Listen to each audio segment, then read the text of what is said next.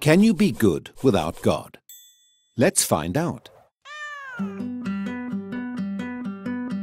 Absolutely astounding. There you have it. Undeniable proof that you can be good without believing in God. But wait, the question isn't, can you be good without believing in God? The question is, can you be good without God? See, here's the problem. If there is no God, what basis remains for objective good or bad, right or wrong? If God does not exist, objective moral values do not exist. And here's why. Without some objective reference point, we have no way of saying that something is really up or down. God's nature provides an objective reference point for moral values. It's the standard against which all actions and decisions are measured. But if there's no God, there's no objective reference point.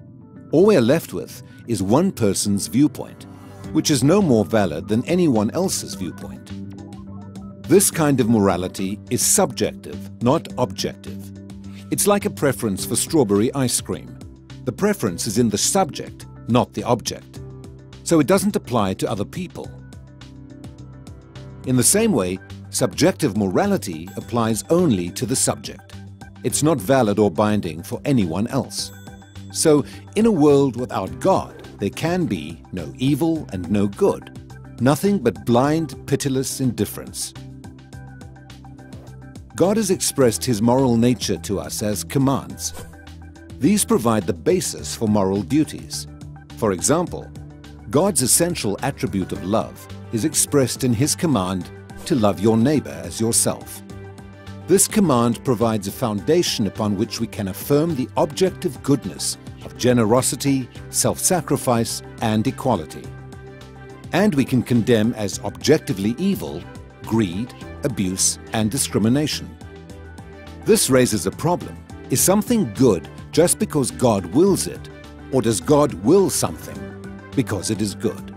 The answer is neither one. Rather, God wills something because He is good.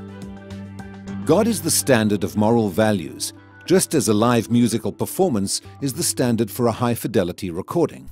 Without your love. The more a recording sounds like the original, the better it is. Likewise, the more closely a moral action conforms to God's nature, the better it is. But if atheism is true, there is no ultimate standard. So there can be no moral obligations or duties. Who or what lays such duties upon us? No one. Remember, for the atheist, humans are just accidents of nature, highly evolved animals. But animals have no moral obligations to one another. When a cat kills a mouse, it hasn't done anything morally wrong. The cat's just being a cat. If God doesn't exist, we should view human behavior in the same way. No action should be considered morally right or wrong.